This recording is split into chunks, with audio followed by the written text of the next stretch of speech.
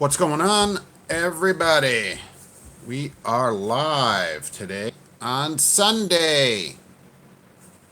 Had a lot of consternation about my pre-trip thing.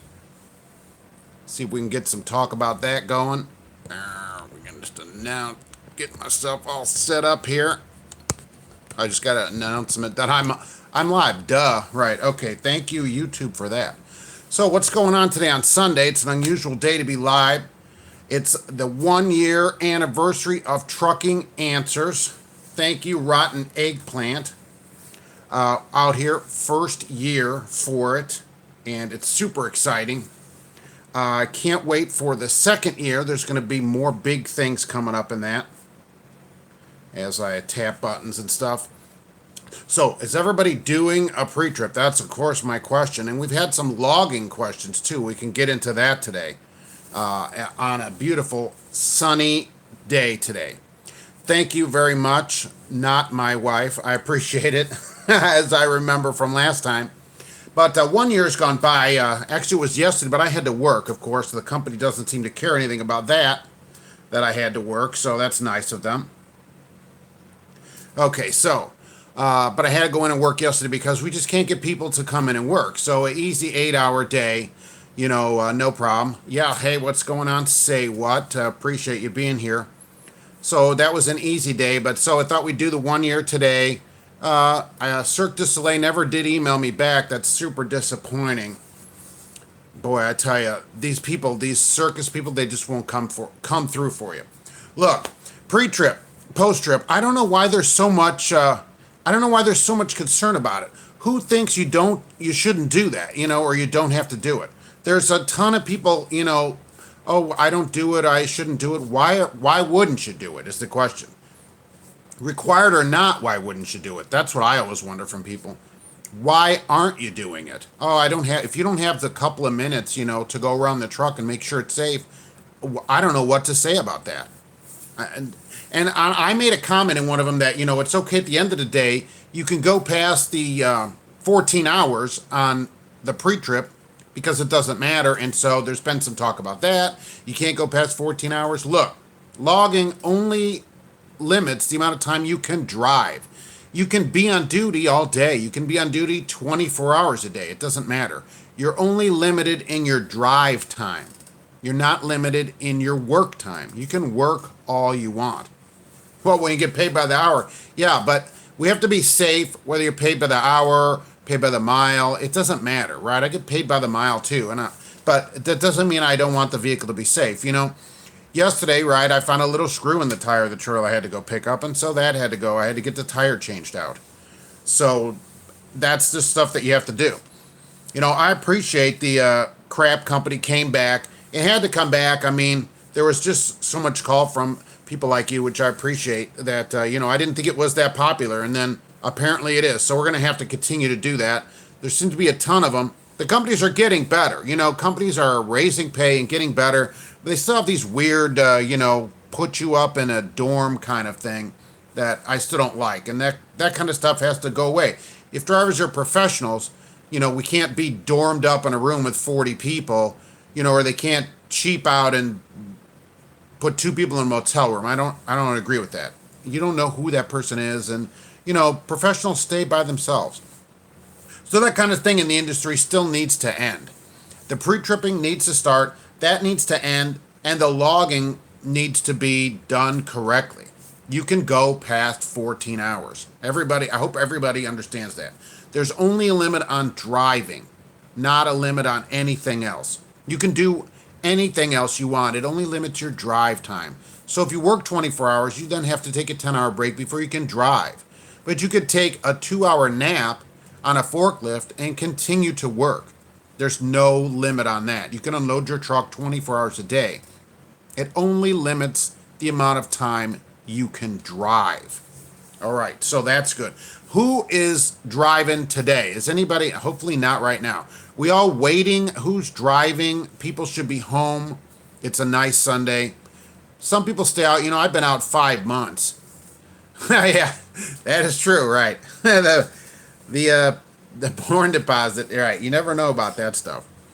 I've been out 5 months at a time. You're telling me every dump truck has an ELD in that? I don't know. Dump trucks local, they may be subject to a local exemption, right? The 100 air miles or whatever.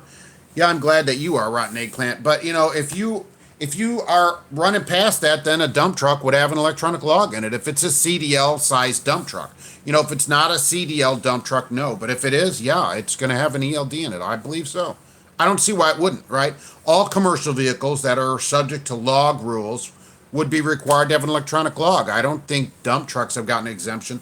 Ag haulers got an exemption so the cattle doesn't die and all that, so we can have delicious hamburgers. But otherwise, no. I think dump trucks would have one, yeah. Cement trucks the same way, but they don't go that far.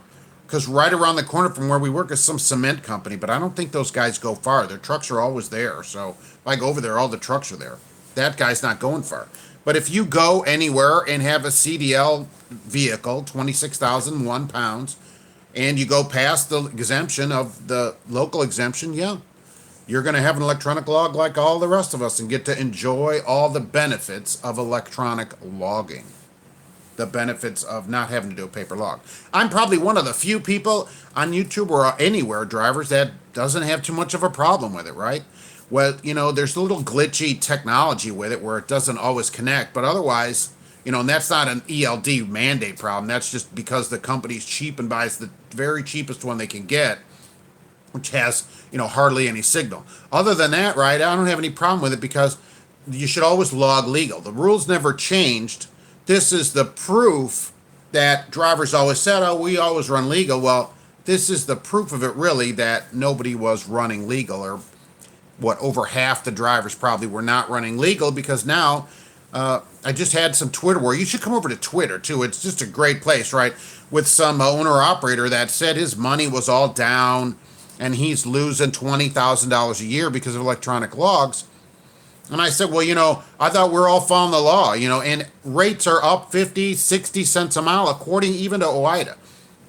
So how he's losing money on it is just beyond me. We're expediting loads that we can't even get done. We're shipping them out to other companies, farming them out. These are $4 or $5 a mile loads that we can't get covered. So, somebody with their own authority should certainly be doing great. And then he said, well, I do, I'm making 100,000 net. I'm like, well, what's the problem with that? I don't understand. So probably it just seems like he doesn't make as much money. He can't run illegal, but as I always say, how many hours a week do you want to work? Who wants to work more than 70 hours a week? Somebody said that in the comments again. We need to eliminate the 70 hours. Why? How many hours am I going to work a week? Holy mackerel. Eliminate 14 hours? I don't think so. I think I'm here for less than 14 hours. I mean, that's a long day. If you work that long, you'll be dead in your 50s because you've worked a whole lifetime of it, You need time off, which I commented in the last one, and I made a few little Instagram videos. But, most mornings, right, I go out and walk. Wherever you are, you should go out and walk. At least walk around for a little while, get your blood moving. It'll keep you alive, okay? Drivers don't talk about it. They just have a few things about it. But, we should be healthy. Get out there, walk around. Wherever you are, you can go walk a little bit. At least walk around the truck stop. Say hi to all the hookers and everything, that are just getting done with their night shift and everything. So it can be an exciting time in the morning to go out there anyway, or whatever time you get up to go, walk around late morning, because I was work afternoon into the night for parking purposes. So, look, otherwise, everybody that's home, that's good. If you're parked on a 34 break and you want to be, that's okay. As long as you want to do it right, that's fine. If you want to be gone, that's fine. And if you want to be home, that's good. Because right now there's so many opportunities to get something other than what you're doing. So if you're not happy with where you are, like you want to be home more or you want to be gone more, then either way, there's an opportunity for you. Maybe you want to be gone. We're running $100,000, teams here. They're close. Mid 60 cents at 6,000 miles is $1,800 to $2,000 a week. That's $100,000. So cement mixers have to use paper logs. You can clear it up. You get paid by the hour. If you get paid by the hour, you don't have to use an electronic log. I don't know about that. Maybe I'll have to look that up. I don't see an exemption in electronic logs for being paid by the hour. So I don't think so. Years ago, Okay, here's a story, right? As Mark goes into story time. I worked for a place, Icon Transport, ICON. Okay, we pulled out of Terre Haute and we delivered videotapes. Okay, remember those? It went into a machine under your TV that was gigantic, right? Okay, for Sony and the big movie theaters, and we would deliver those around the country, new releases, which is an easy load. They're light. Here, the story is though, why are you telling me this, Mark? Shut the heck up. Look, I got paid by the hour on that job, and I was gone 6 weeks, and you got home 1 week. You were out 6, home a full week. Okay, that paid by the hour. That paid $7.50 an hour, 24 hours a day. So what we would do, and this is a long time ago, okay, we had a time card that we would punch when we came to work, and you just left it there. And 6 weeks later, you punched it and gave it back in, and you got paid $7.50 an hour, no overtime, for every hour, 24 hours a day, until you got back. So you're making over $1,000 a week, right? 168 hours. You did pretty good, on that, because this is a long time ago. So we're making $60,000, 20 years ago. What, 18, 20 years it's been now? It's been a long time. So anyhow, but that we had to log that, although that was a paper log, of course. Meth heads have plenty of time to work because they sleep only 30 minutes a week. So they're the ones that can use the more hours. I like to sleep, okay? I like to get a good night's sleep. But we pay, I'm going to look that up for electronic logs. I don't think there's an exemption if you get paid by the hour. I don't think so. If you go beyond the thing where you would otherwise log, I don't think you get out of electronic logs for paper logs. Maybe, okay? Maybe. I've been wrong on this stuff, right? I never thought to look that up. So if somebody is out there paper logging it because they're an exemption, I mean, where that is written somewhere. I don't, of course, not many drivers get hourly that go that far. But, okay, what about UPS? Okay, because they're running an ad, I happen to see an ad, $30 an hour in Indianapolis, overtime past 40 hours. 60 hours is $1,900. But look, they run a long way, and they get paid by the hour. And they're logging it. So it would have to just be cut out for cement trucks. Space Force, U-Haul says Space Force. I joined the Space Force, right? I love NASA. I have a Space Force sticker on my car, right? Because I'm just a huge space fan. So, and I have my NASA shirt on today, right? Love it, huge fan. Signed up for the Mars One program. This is nothing to do with trucking, right? Signed up with the Mars One program. Have I had a problem with lot lizards? Not lately. Years ago, yeah, you couldn't park 10 minutes without somebody knocking on your door or, whatever. But not, most of the larger truck stops seem to have cleaned the problem up. And it's just drivers, it seems like they're connecting on the radio or through some internet where the person comes directly to them, kind of like Craigslist or, I shouldn't debase Craigslist here like there's hookers on there, but some kind of site like that, because I just don't see them as much walking around. If you go to some podunk truck stop, that Joe's Truck Stop or whatever, Joe's Truck Stop and Hooker Stop, then, you're sitting way in the back, maybe. The last place I really noticed them, and I haven't been out to California in a while, is Ontario. Those two truck stops that are across the street from each other, seemed to be the worst. That's the worst that I've encountered lately.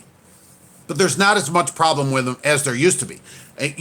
When I started driving, right, in the 80s, you couldn't park 10 minutes at even rest areas, right? You couldn't go anywhere. They're all over the place. Now it seems to be less of them as the industry sort of cleaned itself up. Truck stops realize that if they have all these hookers and stuff, that nobody's going to come in, right? Drivers are going to go somewhere else. So they kind of cleaned the parking lots up, which is much appreciated for us that aren't there to pick up some hooker, really. Can you get a ride? No. Okay. And right now in our company and a lot of these companies are in the truckers against trafficking, right? So if we see something, they gave us a little phone number to call, if you see somebody, because most of the people are pretty young. So, but it's been cleaned up. It is cleaned up. In the Space Force, you don't have that problem at all. You don't have the problem in space because they don't have the money for the suits. Maybe there's meth heads there. I don't know. We really got off track into meth and hookers, really. But that's the story of that. No, the truck stops are cleaned up. Haven't had a problem with them lately. No matter where you go. Maybe they're sitting at some places, but I haven't I haven't seen him, but I'm parked at a weird hour too, because I like to do off-hour stuff and do things that other people won't do because that's how you make money. He has your husband has a problem with asking for money. I've noticed that, at truck stops, there's sometimes, oh, give me I need $1 or whatever. Why don't you go in the truck stop and work? They're standing in front of a sign that says help wanted. But I agree with that. There have been some people like that. I usually go in and tell them, and they're like, oh, what are we supposed to do about that? Right. So, you tell them to get the heck out of here. HR 1547. I don't have my list of HR bills. What is HR 1547 about?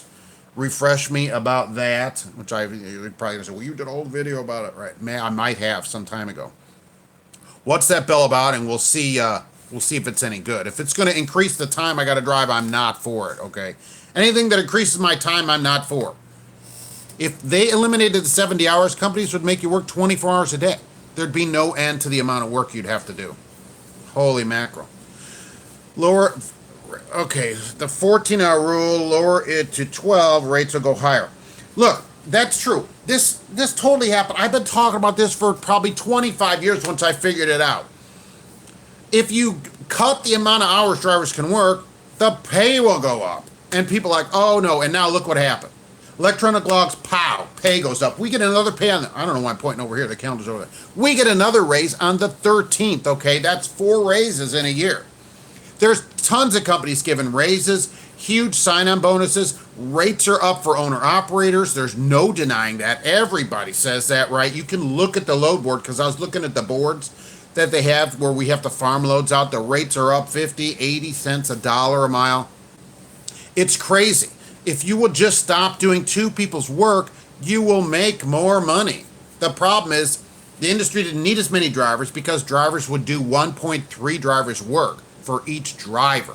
And I told people, you guys are stupid, right? You're only cutting your own throat when you work over hours. Make the companies hire more people. It pushes the industry to pay more because they can't get the people to satisfy the loads. And that's what's happening now. It's not the doom and gloom they put out there, okay? It's not a total, oh, we can't get drivers. There's no empty shelves, okay? If you go to a store, the shelves are full of food or whatever it is you want. It's not like they can't get stuff. But they could do more, so stuff is getting pushed off to railroads or wherever it goes, right? So there's still enough drivers. I think that the shortage that they're putting out there is not exactly true. Or go to the store and I go, oh, I'm looking for some corn. They go, oh, well, we can't get any trucks. Okay, that's never happened yet. That hasn't happened yet. And I haven't read any stories about that because the news would be all over that. Oh, look at all the empty shelves. It's like Venezuela here, okay? That is not happening. Freight is getting moved. There are drivers, but there is a super need still. There's just a big need because there's more freight than companies can haul. So they have to push it out to outside carriers like what we do. We do that all the time because we can't get people. We have a couple of people starting this week, and who knows how long they'll last. One guy that started a few weeks ago left, so it just doesn't make no. Hey, what's up, Timothy? Everything's going good here. Everybody that's just come in a little while, because we've been on here almost 20 minutes, right? This is the 1-year anniversary of Trucking Answers, and we're super happy about that. Even NASA gave me this shirt by exchanging money for it, which is pretty nice of them. And so we're here at our 1st anniversary. 2nd year coming up, going to be even better. We got more stuff. People have asked me to do coaching calls and consulting and stuff like that. Thanks, Big Huge Mike. We're going to start something like that. I got a program. We're going to got a website coming. That is coming up. So, we'll look into that. We got a bunch of stuff. I have a merch set up, of course, but, so there's going to be all kinds of stuff. We're going to help a bunch of new drivers. That's the goal this next year, to help new drivers and, people stay compliant and new drivers find a good company. People always ask me about a good company. So I'm setting up a system where we can ask a bunch of questions. There's going to be tons of questions that you should ask a company that you wouldn't think about. And so I'm going to have that up. And I've got a whole list of companies that will hire students or people with less than a year of experience. That's going to go out. We have a lot of things coming up. Okay, we're working on a lot of stuff. It's going to be great. Me and my whole team, which is me, are working on all these things.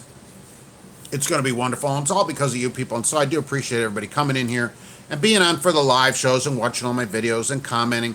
And you can, good or bad, right? I read most of the comments. I try and get in the comments and do them. Profitable. Are you insane? Diesel Trucker says profitable. Am I insane? Oh, thanks. Thank you for being. Yes, I appreciate that, Timothy. Yeah, I think that with the freight rates up in that, how can somebody not be profitable? You know, if they're running with all the skank tube demonetization. I don't understand what you're talking about. Yeah. Yeah, big, huge Mike. It's going to be great. It's going to be great. I hope to get the website up here soon, maybe today or tomorrow. That's going to be awesome. Then I can get a personalized email. It will seem so professional.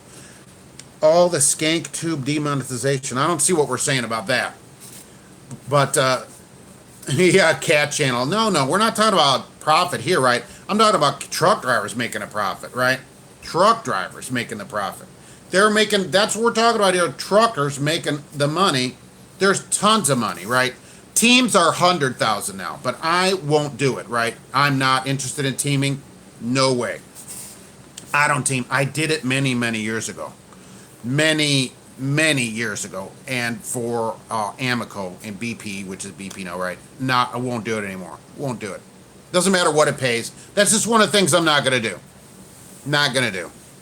But what I will do, right, is go by myself, but I'm not teaming. But if you're willing to team, 2,000 a week is certainly available for you. Certainly available. And Solos is closing in on that anyway. It's getting close. Oh, yes, Trucking Wife. There's going to be an email out. I'm getting that email with the website. It's going to come out. Okay, how many? Okay, why did Walmart close their stores? And will the mandatory break go away? Okay, I don't know why Walmart's closing stores. Okay, the Walmart here is huge, and there we have 3 of them within 10 minutes of me. Okay, I never go in them. I shop at Meijer. Will the 30-minute mandatory break go away? I think so. You know, they're talking about that. What's his face has been talking about it this week out there. We got to get them on board. But yeah, I do think they're going to change it because, ironically, the mega carriers are going to be the ones that help us get this changed. Yeah, no problem, Diesel. What a trucker. That's, you know, everybody's welcome to comment here.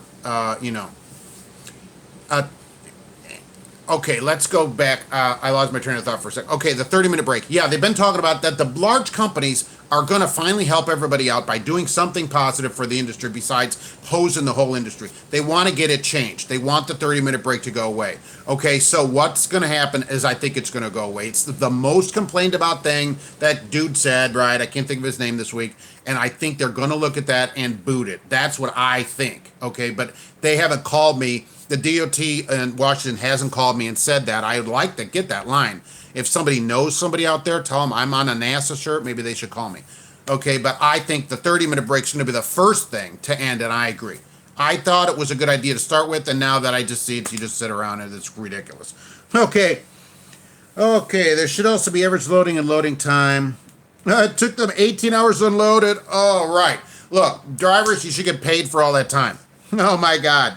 A new driver helpline. That'd be an interesting way to do it. I don't know. You'd have to have that man 24 hours a day. I don't think I could arrange that. But there's going to be a new driver assistance where we're going to do a one-on-one or two-on-one or whatever, and then give you like a week of email support so you can call those companies and then we'll talk about it. That's coming up very soon, right? We'll do something like this, but it'll be 1 or maybe as many as 4 people, no more than that together. And then get a week of support. You call the companies and we talk about it. That's that's the idea that I'm rolling around in that. Yeah, good. Hey, you're quite welcome for the channel, Mr. Jim, and good. Let us know where you're going to go. You know, you got your CDL. Did you go to a truck school? How did that work? Did you go to pay for it yourself? Did you have a company do it? And where are you going to go?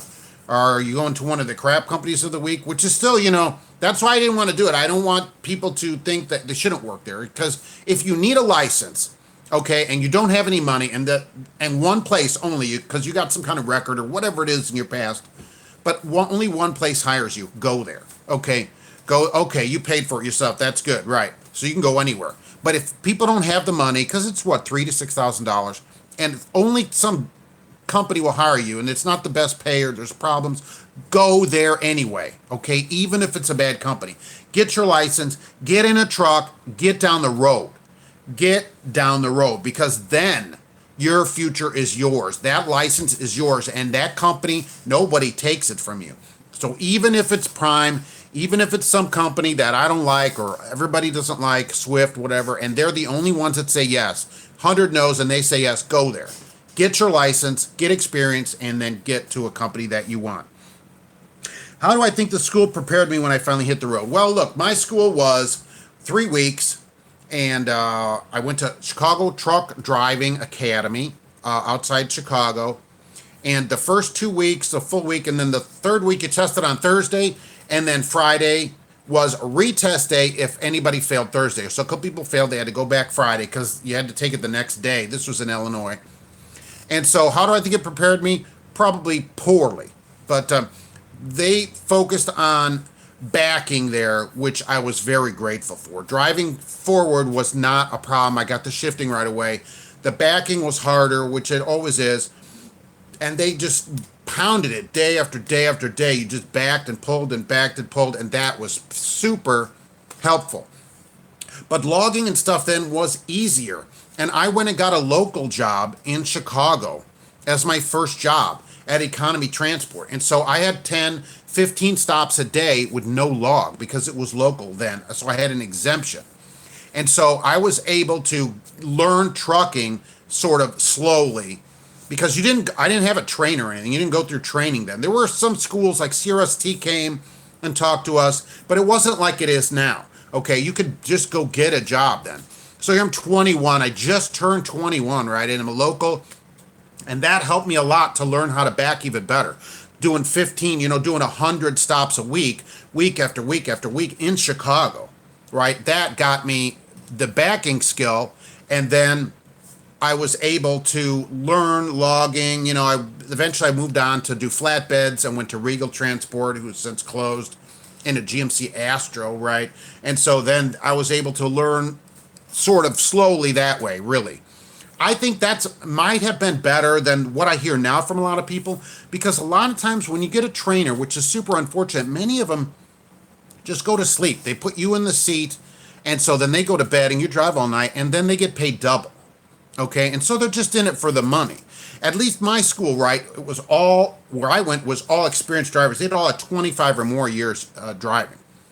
So they knew what they're doing, and the backing, that was the most important thing, right? Most important thing. I thought it was. So did it do the good job of driving? Yes. But of the other stuff, no. Because the log and that, they just went over it a little bit, but you didn't really have it. I guess they figured a company would teach you that kind of stuff. Must be far, 150 miles. It's a 100 air mile exemption for logs, right? 100 air miles, then anything that they changed, right? Now let's focus on the license test, right? And that's what the schools are doing. They focus on the test and leave it up to the company to train you. They go, well, they're just getting your license. They're not really teaching you as much as they should. Hitchcock Transport, new sub, I appreciate that. Welcome to the pit here, the Trucking Answers live pit. It's a 1-year anniversary. Thanks for coming in, and you're going to love if you like the first year, you're going to love the second year. So that's the story in that, right? Did it train me?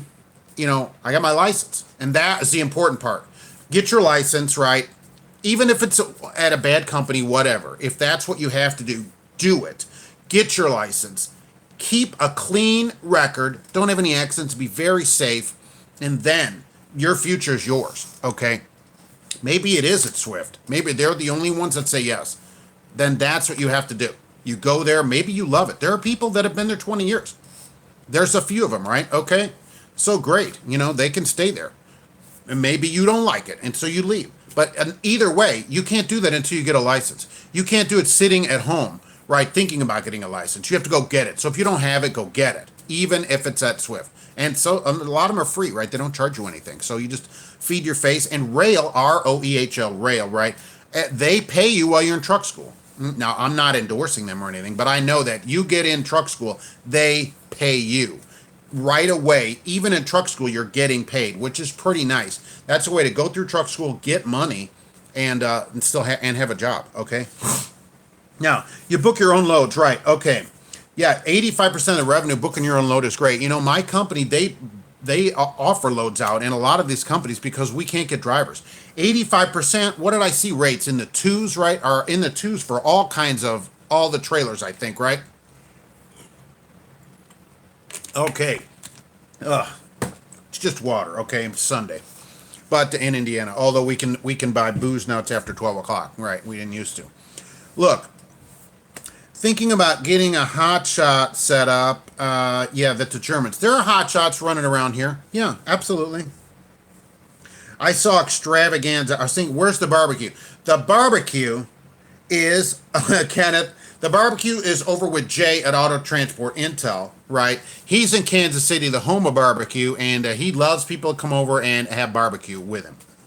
So check him out. Of course, I always say on Tuesday, right? Jay is a friend of Trucking Answers. So he is 8 p.m. Central Tuesday live, and you should go over there to learn about car hauling because I don't know anything about it, and Jay's the guy to talk about that. And you know, you can do a hot shot with that. You're talking about the hot shot. You can hot shot car haul, put 3 of them back there, whatever, right? Okay, you average 252. Okay, and is that to you? Oh my gosh, 252. Yeah, I do. Do I have the same route? Absolutely, absolutely. That's the way to make money. I have this down to a science at trucking, right? I figured out all the ways over the years that it cuts you from making money, and so I cut those things out of my life.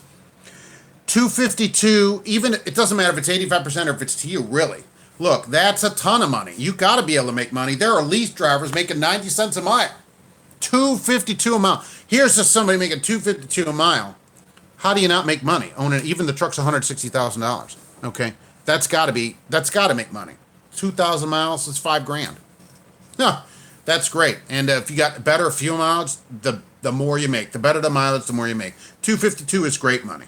It's great money. I would love to make, as a company driver, I would love to make 252, by the way.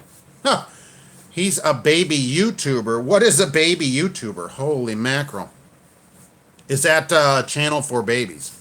Ah, I hope not. Are you just starting on YouTube? Is that what you're saying? You're getting your own YouTube thing going? By the way, has anybody seen Big Rig Travels? And they haven't asked me to do this. I saw this the other day. Somebody has put a camera, I just saw it, I don't know why, in the dashboard of the truck, and they drive around the whole country. And so you can just watch somebody driving around the country. It's been on, I looked it up, it's been on the air for years. They claim 1.5 million YouTube miles. That is awesome. You have 375 subs and 190 videos. That's awesome. That's awesome. I think it's awesome, right?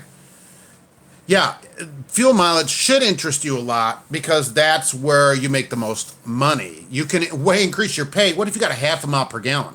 Okay, ask any owner operator how much more money that would be. It's tons of money, and that's all in your pocket.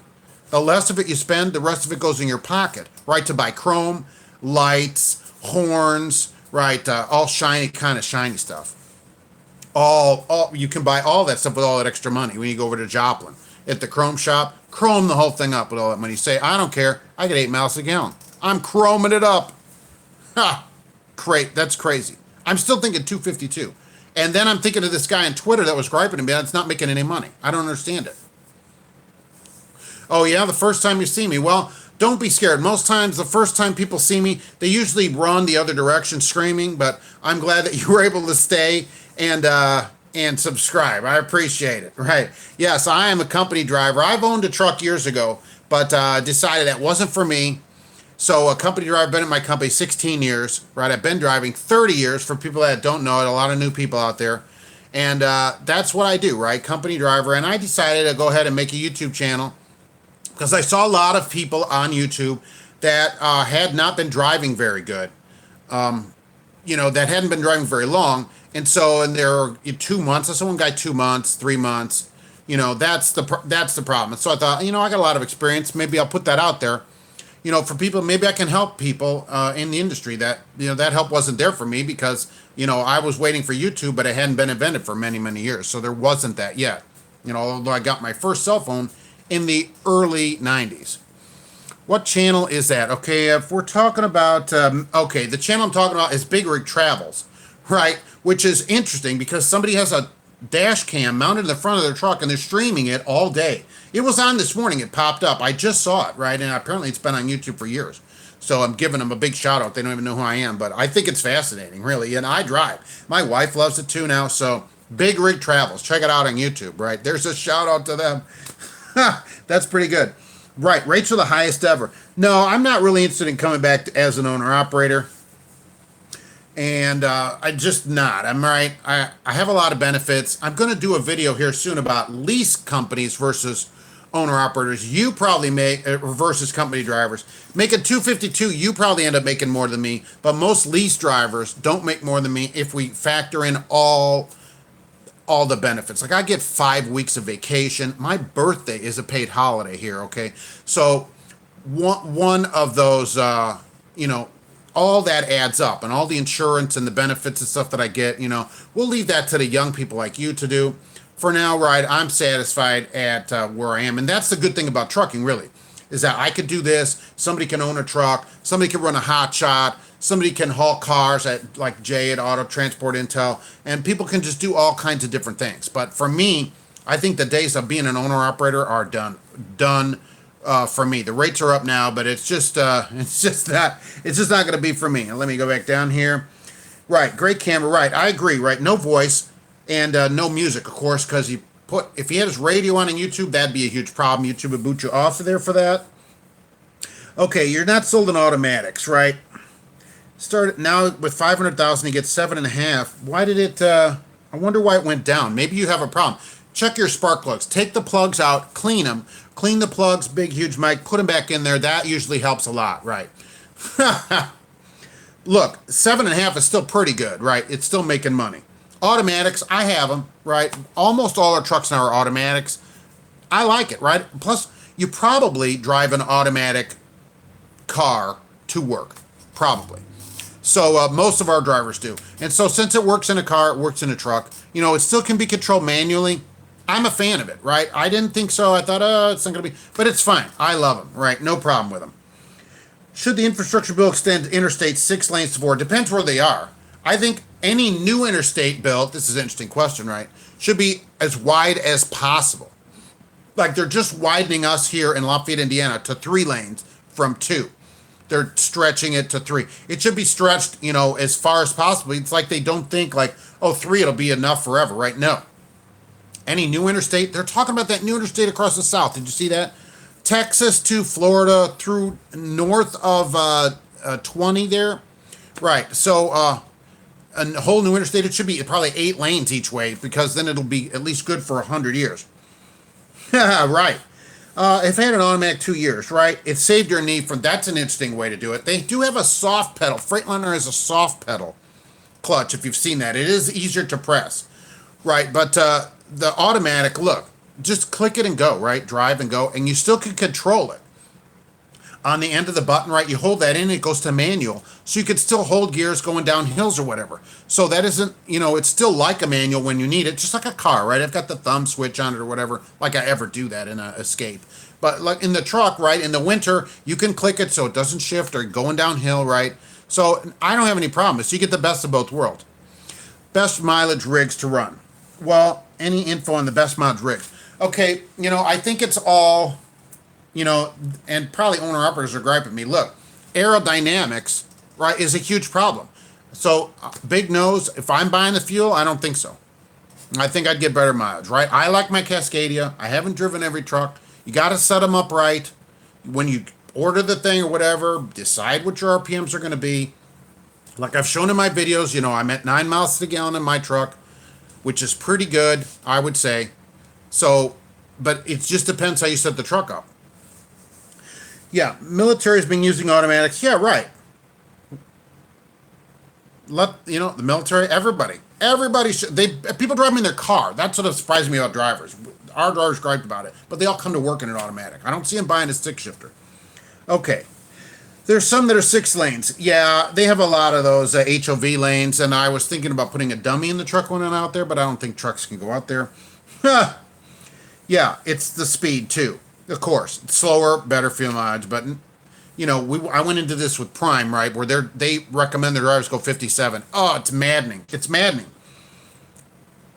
Your fuel mileage should go up as the engine breaks in, just like your car. I agree. So that's why I think Mike is having a spark problem. Maybe coil packs, I'd recommend checking the wires on it.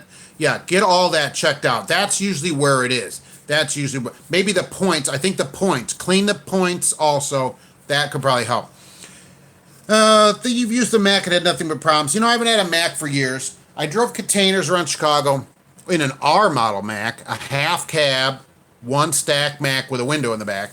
And I'd run containers around and it was good, but they don't make those anymore. And I think it can be. Look, they brought in like 4 or 5 new trucks when I got my truck in the fall, okay? And I've had little problem with it, but one guy has had a ton of problems with his truck. They're the same, he's like 2 digits off of my truck. They're the same truck.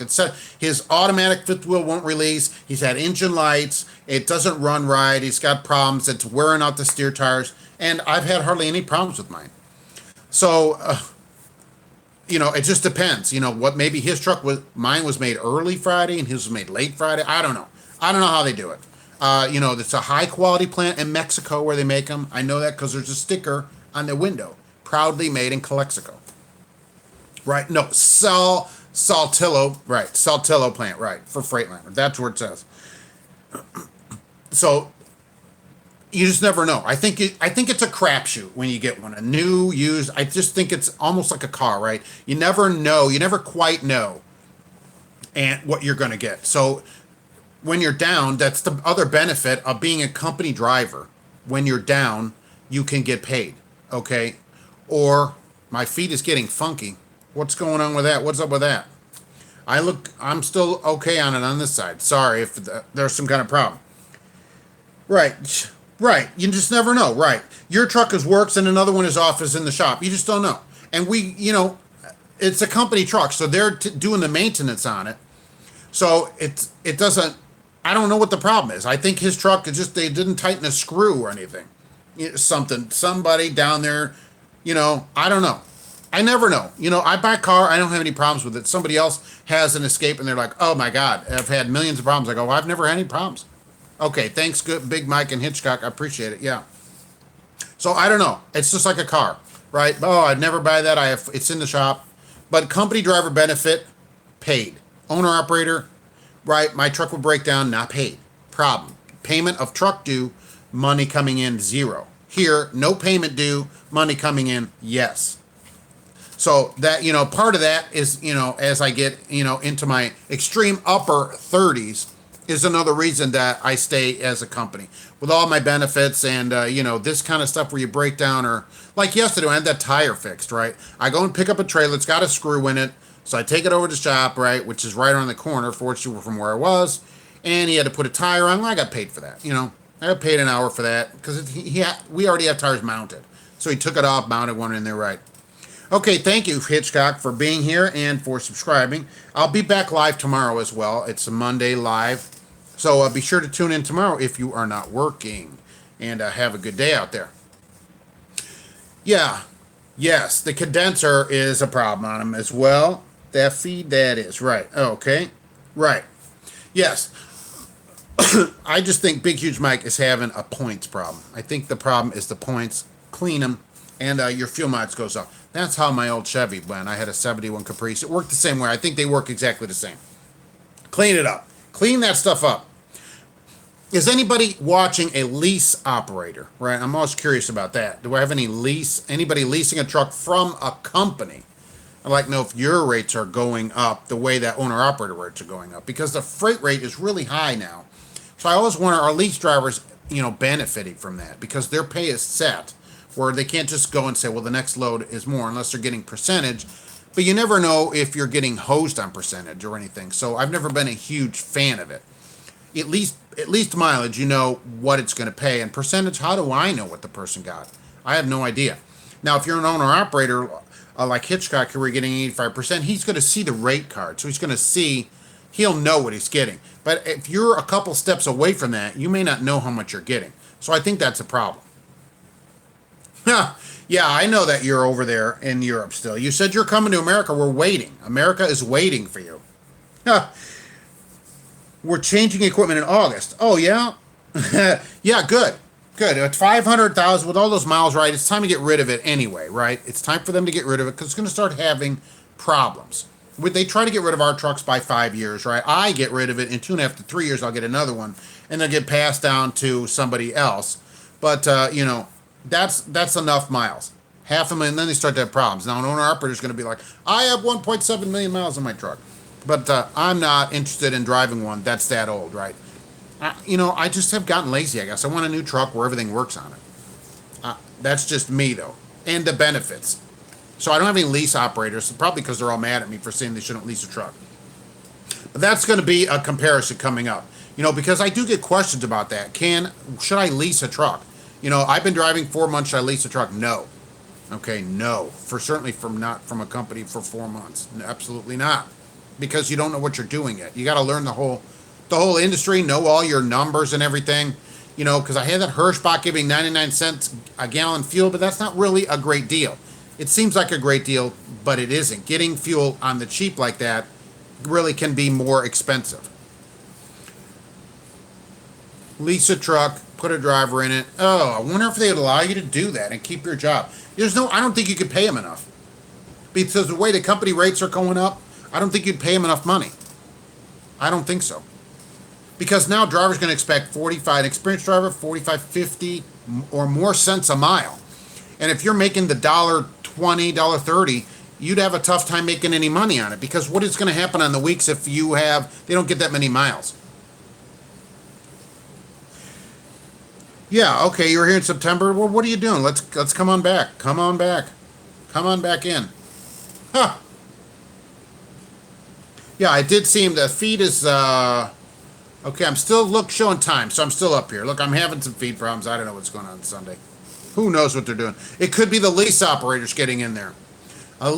Could you pay? That's a good question. You put that up there. Who said that? All right. Marty St. Amour. Okay. Do you think you could lease a truck from a company and pay a driver and make any money? That's the question. And make yourself money. I guess if you made only 10 cents a mile, that's money that you don't have to pay. What are you going to do on weeks that, that's a good question.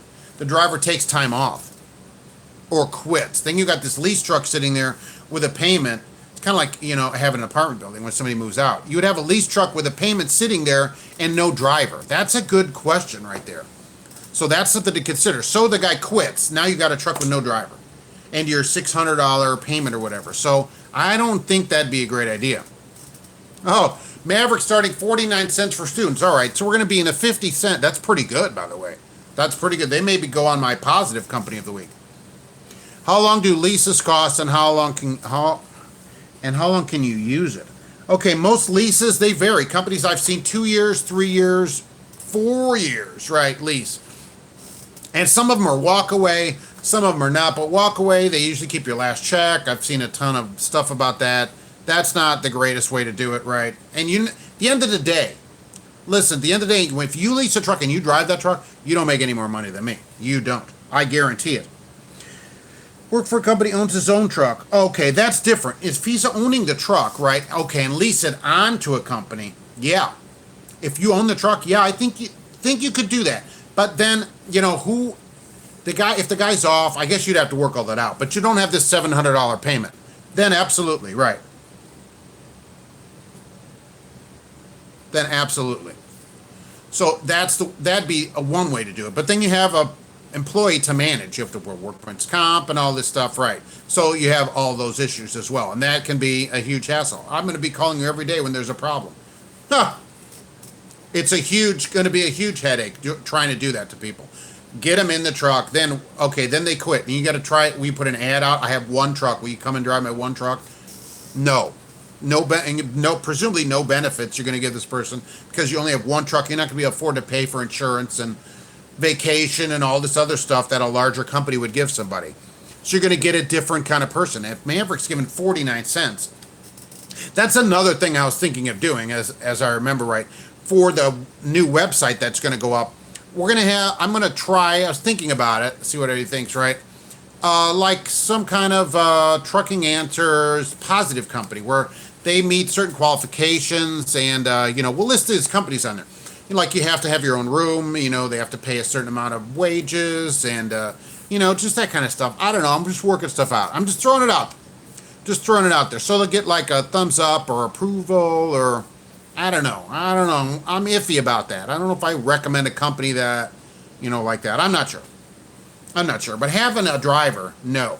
Leasing a truck, no. Owning a truck and taking all the freight rate for yourself, absolutely. Absolutely. Then you're still going to have an electronic log, though. You're going to have this problem. An owner-operator is still going to have the e-log. I've seen some free ones. I've seen them for free, but there's still an expense. Insurance, $22.90, right, which is a heavy highway use tax, base plate, as an owner-operator. But, right, Hitchcock making $2.52 a mile, you can afford to pay for those things. But if you're going to go owner-operator like that with your own authority, you got to have some money in the bank. You got to have money in the bank. You got to buy the truck, right? You got to put a plate on it, which is $1,000, $2,000, right? You got to heavy highway use tax it. You got to have inspections. You got to have electronic logs. You got to do all this stuff for it. And you got to figure out how to get your own freight and pay yourself, because companies don't pay you for 60, 80 days, 90 days. You got to go through all that stuff before you can put a truck on as an independent owner-operator. But then you reap all the rewards of it, where you're getting, $250 a mile, so you can gross $6,000 a week, be home on the weekends, and eventually work yourself into a dedicated lane or a regular lane where you'll know the shippers and you'll get your freight. So I think it can work out if you got some money to start. That's why people go lease. Companies, that's why they push people into leasing. They're always like, oh, no money down, no credit check, don't worry anything about it, right? You can just jump in a truck and go drive and make all kinds of money. Jay, what's going on? There's Jay from Auto Transport Intel. We were talking about you a little bit ago. I hope you heard your ears were burning. We were talking about your 8 p.m. Central Time show on Tuesdays, live, to talk about auto hauling and all that's involved in it. We're here on the first anniversary, by the way. Oh, well, here we are. Here we are all talking about you. Thanks for coming in anyhow on this first anniversary, everybody. Right, we're at the 1-year anniversary of Trucking Answers. Thank you, Jay. I appreciate it. And you just had your anniversary as well. So we're all started almost at the same time, Jay and I. So that's pretty good. Yeah, I rock. Well, I appreciate that. NASA thinks so. They allowed me to have this shirt for free and for money. So that is great. They said, we'll give it to you if you just exchange money for us. Okay, so look, what we're doing here, right? Oh, thank you. Right, I appreciate it. I hope that you will, it's an unusual day on Sunday for everybody to be in. I know some people are sitting, though, at the truck stop. I thought I'd pop in on Sunday. Had to work yesterday. That's why I wasn't out here. Right, announcing we're going to go with the website live and everything here soon. But look, owning your own truck, leasing, I've seen $600-700 a week payment. $800 I saw one person post, $787 a week on a payment on a lease. Oh my gosh, how do you make any money making an $800 a week lease payment? And there's no way at the end of the day that you make more money than me if you had to buy your own medical insurance, dental insurance, vision insurance, short or long-term disability insurance, take 5 weeks off and your birthday every year paid. No way. No way do you come out ahead. No way. It's impossible. Yeah, it gets worse with zero down. Yeah, but the thing is, people leasing a truck, that's the big sell to them, is zero down. Oh, just zero down. And it's only $200 and some thousand, and you're done with your lease and you can walk away with it. It's crazy. And when this truck breaks down, you have this huge payment and then you don't have any money. And so now you're behind. You can go negative into your check. I've seen people post that about where their check is negative $1,000. What kind of check is that? We're here to make money, not lose money. Nobody thinks that will happen to them, but it can happen. You could be stuck in Wyoming with the road closed for 2 days. You can't make any money doing that if you're a lease driver, because there's nothing for you to do. You're sitting there and running your truck. So look, it's not going to be a thing that I would ever recommend unless the payment is $200 a week or something like that, which it never is. Even a walkaway lease just isn't worth it. All you're doing in a lease is buying your job. You're paying their truck off for them and buying yourself a trucking job that you could just go get as a company driver. Yeah, if you make it to the end of the lease, then you get this ratted out truck that's got 683,000 miles on it. And congratulations. Now it's your truck. And what do they want you to do, of course? Lease another truck. And some of them have a buyout. Oh, for only 20,000, then you can buy it. Nice. And some of them do give it to you at the end after you paid $283,000 for a $120,000 used truck. Then they'll just give it to you. That's pretty nice of them. If you don't have a lot of money, it's a lot of money. Look, if you don't have a lot of money, $10 is a lot of money. Okay, so depending on how much money you have, right, $10 can be a lot of money. And so then they push that out. They go, oh, you don't have any money? No problem. We'll give you this truck, and look, you're going to make $2,000 a week. No problem. Yeah, gross, right. So especially with the high pay now that company drivers have, I don't see any point to leasing a truck. I just don't see it. I can't see the benefit to it, to leasing it from a company like that. If you want to go to the dealer and buy a truck and get your own authority and do it that way, or maybe even buy a truck on your terms and put it on, that's one thing, because you set the terms when you buy it, and then if you don't like that company, you can leave. That's your truck. In a lease, if you don't like that company, you just walk out of the truck and leave that truck, and depending on the lease, they can chase you around. Although I haven't really heard anybody being chased. They just lease it to somebody else. Kind of like a buy here, pay here car lot, where they sell the car 9 times to different people until somebody finally pays it off.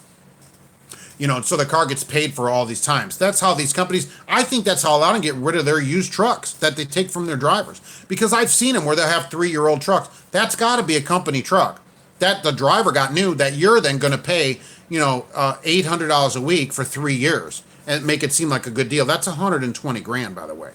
That's $120,000 that you're paying for this used truck. Will they ever finish I-65?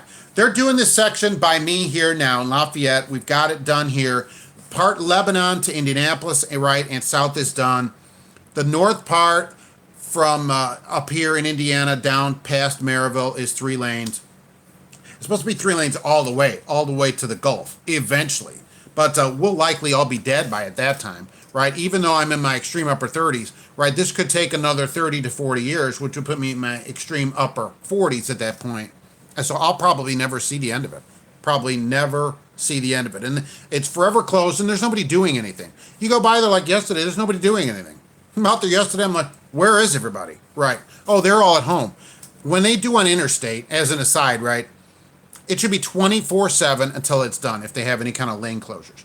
24/7. This is traffic that's trying to move. We're trying to make things happen. And I got to get stopped on one lane for 27,000 miles. And nobody is doing anything. Get out there and get to work.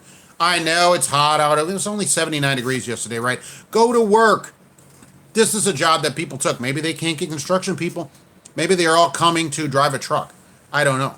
Because they're not coming to my place, but maybe they're doing that. Either way, look, the interstate, it should be 24/7. I-69 also.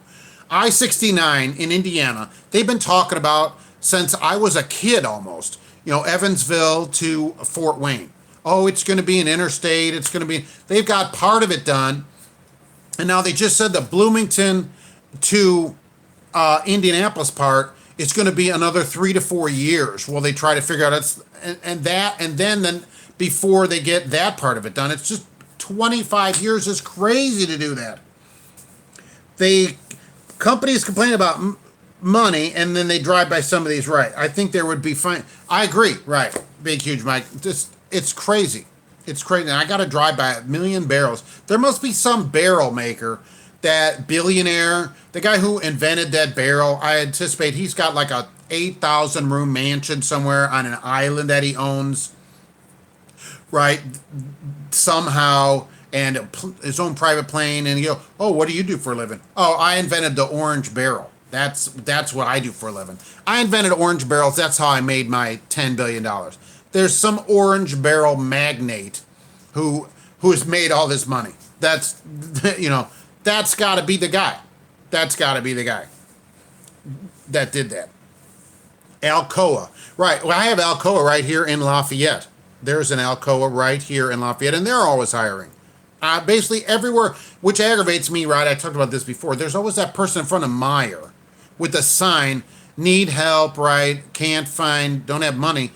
They're hiring right there at Meyer, Alcoa. Across the street is a dark roast coffee place. They're hiring, and White Castle is hiring. For those of you west of the Mississippi River, basically, White Castle is a small hamburger that is the most delicious thing ever, probably. They're less than $1 a piece, and they couldn't be any better.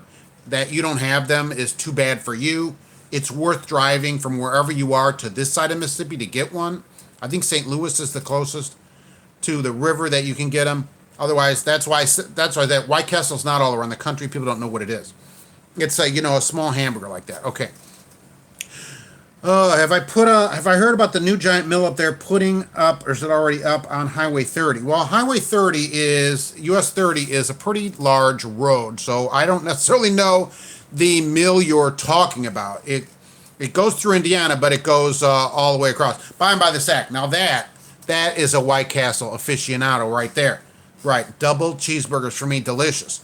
And you also get the sack of fries, which I find super great, crinkly fries. Right, okay, by Columbia City, Indiana. Oh, I'll be darned. That's great. Assumedly in Indiana. I haven't heard about it. We have a ton of mills here. Isn't like the 10 or the Route 66. Well, it'd be more like Route 66 at the moment. Not the 10. The 30 goes all the way across the country still. It's not closed down like half of it is. Right. Yes. And I don't think they have them where you are either, Timothy. So you need to come over here to White Castle to get yours. Yeah, I agree, right? Maybe it's time to go get some. White Castle, 5 minutes from here. We should all meet at the White Castle. Meet at the White Castle. No. Oh, you could park at Meyer. Right. I'll shuttle everybody back and forth. That's not a bad idea. Maybe next summer we can do that. We'll have a meet up at Meyer. That's a great idea. Meet up at Meyer. It'll just be me out there probably, but what can I do about that? And everybody should go there at some point in their life. They've got this huge expanded menu now, right? I don't know why I'm talking about White Castle, but they're great. They're just great. They're just great, and you should all go to them. Some of them have truck parking. I wish they had them in, you need 5 or 6. You need more than 6, right? Yeah, one way to clean your system. Yeah, maybe the best way to clean your system. 6 is crazy. Oh, second anniversary. That's a good idea. Could we have a meet-up at Meyer for the second anniversary show? The question is, who would come? That's the thing. And should I sell tickets to it? No, through Ticketmaster. No. That's for sure. At least I would be there. Yeah, second anniversary will be in a gala extravaganza. Even bigger than this. I may even have, maybe even outdoors. That'll be something. Yeah, all of us. Right, that'd be something. Yeah, soy, where's the soy and the meat grown? Okay, yeah, that's more of a farming question. And that is one thing that I'm not really aware of, is how farms work. Okay, I lived in the city my whole life. I grew up near Chicago. Then we moved down here in Lafayette. When somebody tried to steal a Ford Fairmont that I had, they peeled the column, and we said, that's enough of that. We're sick of this unsafe area, right? So we moved down here to Lafayette, and I've been here since the early 90s. And so I've always lived in the city, although 10 minutes from here, I'm in cornfields, or less, right? Because it's not that big of a town.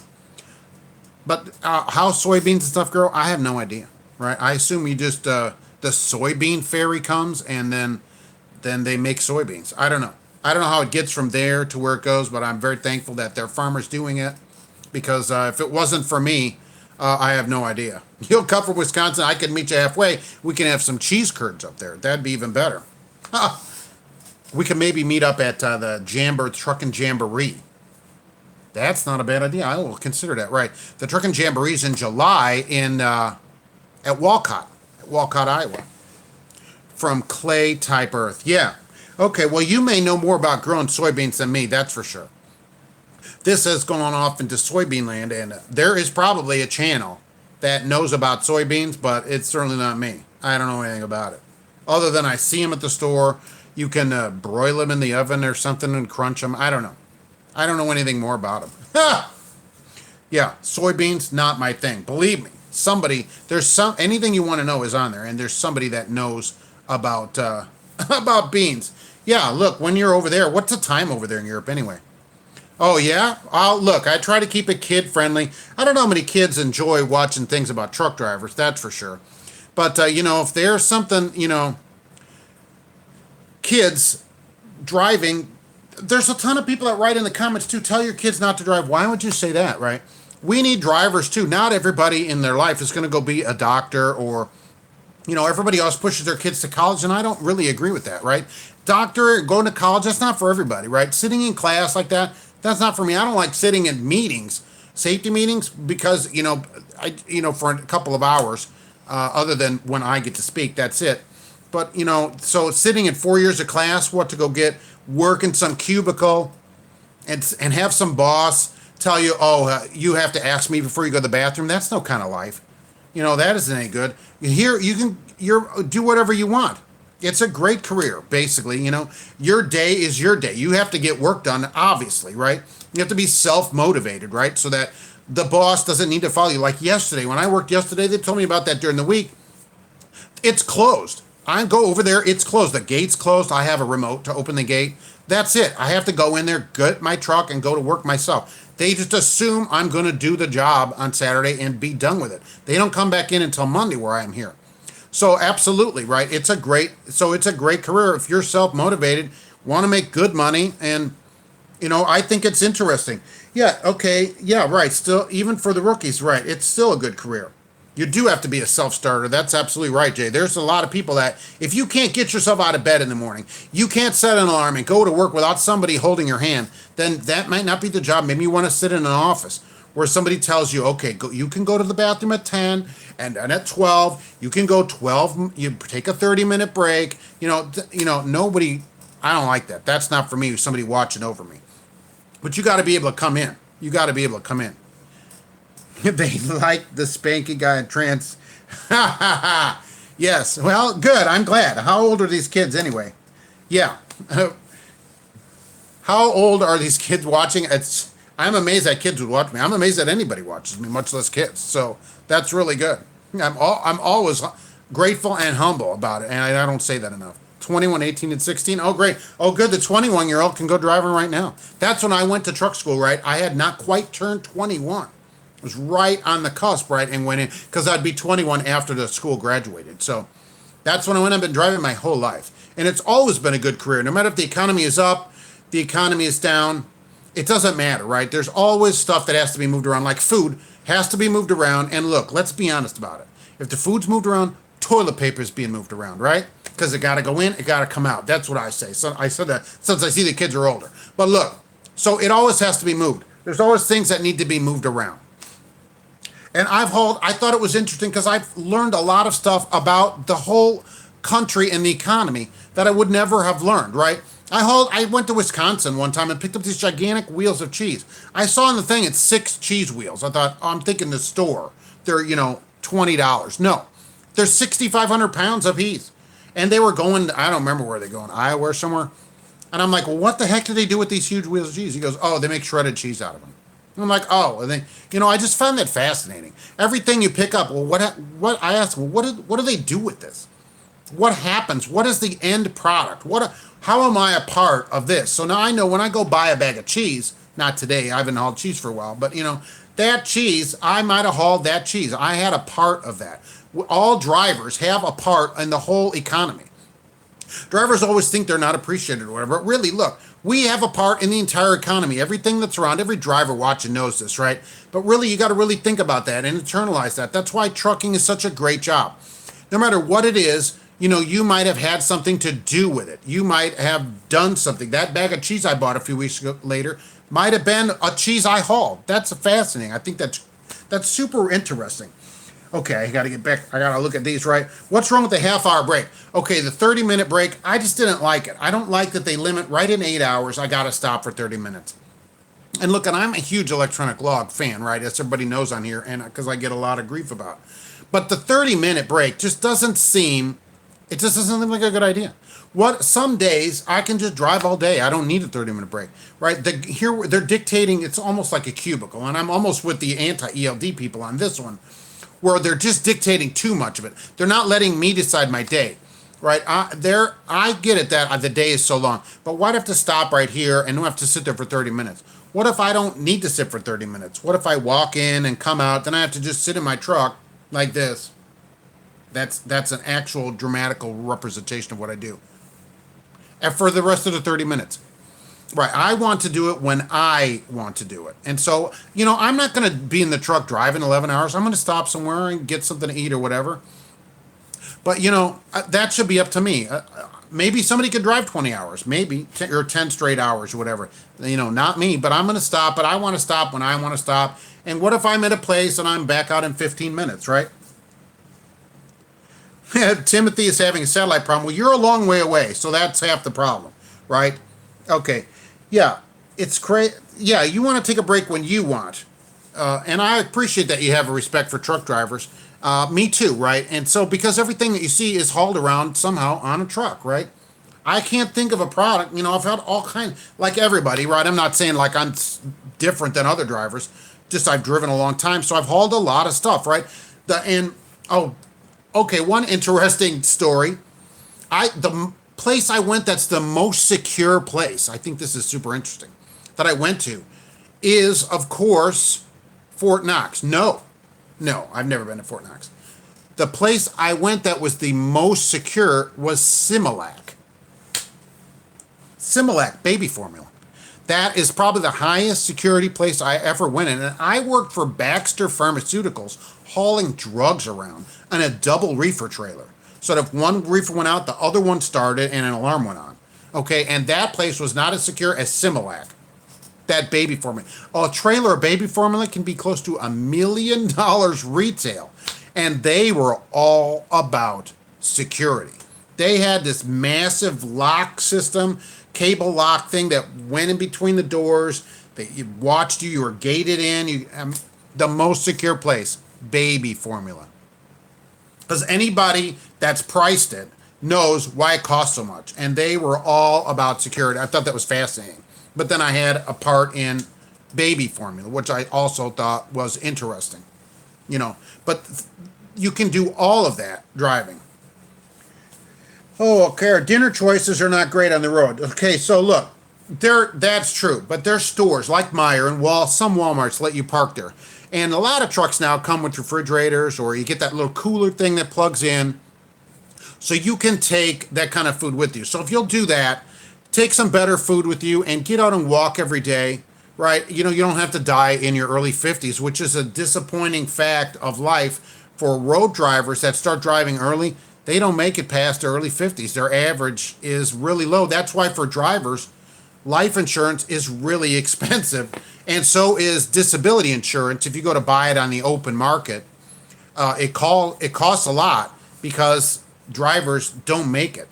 Because I'm looking up these prices because I want to do this comparison of a lease operator to what it would be for me. So he would have to buy the benefits I get, and so I'm looking up how much would all these benefits cost. That's why I know these things are really, really expensive, because I'm looking up at how much they cost and what he gets for his extra, taking home $1,800 a week. Haul load for Stop and Shop, and they're like, really? A Stop and Shop? That's a grocery store, really, isn't it? Am I thinking right? Or is that a Stop and Go? That's a market. Stop and Shop. Because we don't have one here. Is that similar to like a Piggly Wiggly? And I say that in case my wife is watching. Right. I've done grocery years ago. I worked for Midland Grocery, working for, Giant. Okay, right. I'm surprised they're that tight on that stuff. When I worked for Midland Grocery, directly for them, going to the grocery store, they basically could have cared less. Although now it's a little more secure, hauling food stuff and that type of thing around. And these new people coming in too, if you haven't got them, if you're new or whatever, get your endorsements. I always fail to mention that. Whenever you get your license, get your endorsement. If you don't have endorsements, you already have a license, get the book. It's probably online, study it, and go take the test. Tanker and doubles, triples are just a written test. One time in your life. And then it's $10, $15 to put them on once, which is tax deductible. Always remember that. Right? And so then they're on there for the rest of your life, because you might need them. And you should always also maintain a hazmat on your license, even though it's about $100. Where I am, they pay for it here, so I don't have that problem. But even if you have to pay for it yourself, get it tax deducted. It's tax deductible. Now, TWIC card. Some people ask me about, should you get a TWIC card? Only if you need it. I don't think there's enough opportunities where they're saying, oh, you need a TWIC card, that you're cutting yourself out of a lot of things, right? And passport, same way, right? If you are going to go to Canada or Mexico, I guess, get a passport. Otherwise, or you're going to travel yourself, maybe. Some of your, like Timothy, may need a passport when he comes over here to the second anniversary. But the rest of us, for a passport, I don't know. I'm not convinced of it. The TWIC card, I'm also not convinced of, but the endorsements, I am. I am convinced of endorsements. They're worth it. You never know when your company is going to, especially if you're a large company, they go, hey, we have a set of doubles over here and this guy broke down. Can you go get them? Well, that's money in your pocket. And otherwise, you say no. Yeah, you cook meals before you leave for the week. That's a good idea, right? That is a great idea. Take meals that are pre-prepared, and then you have them for the whole week, right? And so he's got to be home every week. Otherwise, when I was gone 5 months, I'm like, green food, right? No good, but all right. Healthy, right? I hope he gets out and walks every day too. So you should get out, and everybody should, right? Get those kids walking too. They can walk and watch my videos at the same time. Kids are good at doing that now. The 21-year-old should already be in truck school. But there's no reason now. If you don't want to go to college, there's no reason to go to college. If you want to go to college. We need dispatchers too. Good way to save money, yes. Yeah, right. And some people take part of the, some people take part and then eat a meal out or whatever. Truck stops are doing better at that. They're doing better at it, but they're still not great. Love's has got some more stuff in it than it used to have. Can I start a trucker dating site? I don't know about that. Do truck drivers want to date each other? Not sure. Maybe there may be truck drivers that are looking to date a different truck driver. Huh. I don't know about that though. So that might pull in some money. Yeah, that'd be great. We'll sign you up as the first person and we'll see if we can match you up. We're called truckers only. Like farmers only, right? But truck drivers only on there. That probably will not be on the site that's coming up. Trucker dating. That probably will not be. Don't look for that anytime soon. We can get car haulers in on that too, maybe. Oh, that's it. We'll match you by base of freight, the kind of freight that you haul. That's awesome. Oh, too bad. Right, trucker wife is taken. Won't be signing up on the dating site, right? Probably the only woman that watches this channel too, by the way, because I look, it's like 98% men. And that's the other thing. If you know any women, get them into trucking. You know, we only have a couple of women over there, so there's no reason women can't drive a truck. There's no reason a woman can't drive a truck. It's just the same as for a man.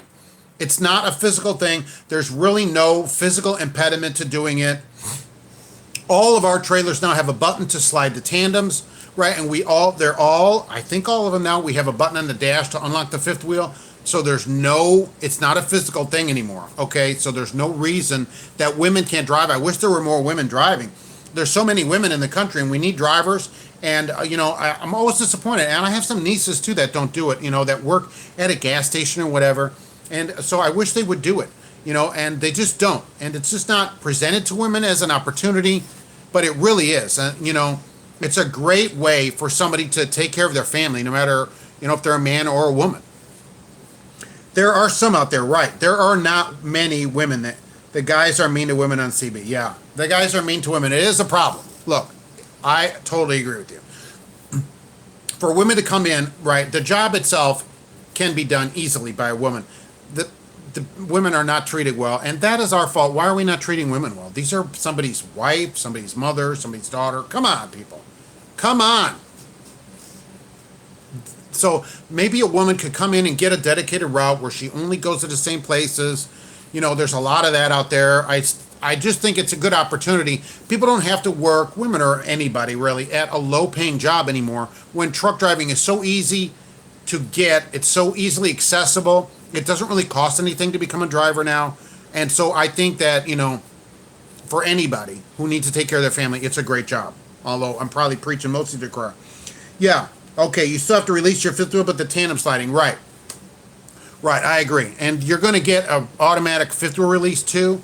And it's going to be the greatest thing ever because you don't have to get way under there. And by the way, when that goes out, I tried that on that guy's truck that doesn't work because it still doesn't work. Oh my gosh, pulling that thing is horrible. Pulling the fifth wheel when it has an automatic release, you're fighting the mechanism that is trying to pull it out. So that's, of course, a downside of it. And like I've showed, I did a video. I should probably redo a video about it. You need to keep it, WD-40, that, the internals of that fifth wheel, to keep it working so that it opens. Because some of them, especially in the winter, they lock together and then they won't unlock. And so then you're stuck and you got a real problem getting it unlocked. So keep it greased up. The button on the back is great. It's been a huge savior on the yanking that thing was, pulling people's backs out or whatever. So sliding the tandems on the trailer with the button, I mean, that's been years now. Pretty much, I think everybody's pretty much has that. If they have a trailer probably made in the last 10 years. We have a lot of Hyundai trailers, which I think is ironic, among some Wabashes, and they all have that on there. Yeah, there's sand, mud, everything gets in that, gets in your mechanism of the fifth wheel, and then, it kind of glues it, always closed, never open, right, together. And so then it won't open. And so pulling it is super hard. We should just hire them to greet us and guide us. And what are you talking now? Hopefully not about women. We're not about doing that here, right? We're trying to be positive. I want women in the industry because there's a need, and there's so many women that I know that work jobs that don't really pay much, and they're never presented with the opportunity to drive. It's just not even talked about to them. It's like, oh, well, we won't tell women about that. They're just women over there. And that's crazy, right? There's no reason they shouldn't be able to drive a truck like everybody else. We have 2 women right now at our terminal, and one, right, she's been there for a long time. So, and one has just started recently. But, we could use more women. We could use more of anybody, really. I wish women would drive. So teach your sons and daughters to go drive a truck, right? Everybody. There's no reason that they can't do it. It's just not presented as something that they should do. It should be presented to everybody. I would like to go to talk to everybody in the world about driving. I mean, why not come and drive? Yeah, flatbed chick, right? I've seen her videos, right? And she does flatbed too, and that is work. That's work. I know. I did a flatbed. It's work. Right, and she's out there working it, absolutely. And there's no reason you can't do it. But that's all. I'm not saying women can't do work, okay? Don't get me wrong on that. What I'm saying is that it's always presented as, it's hard work, and so women are like, well, it's too much work or whatever. And there's no reason that they can't do the same work that men do on this job. No reason, other than they're treated poorly by the men in the trucks, by the men at the truck stops, and that, I never understand that. They treat the waitress poorly. They treat women drivers poorly. What is up with that? Now, when I started driving, right, there was only one shower, so that was a problem. But now that you get your own shower, everything should be fine, right? All that kind of stuff should be fine. And if they got treated better, maybe more of them would come. So maybe we should start by treating them better. The few that you see out there, treat them better, right? They all get the same pay. Everybody gets the same pay. It doesn't pay different. Everyone that I know that doesn't drive says how easy it is. Look, it's not complicated, right? Let's be honest about it. It's not too hard.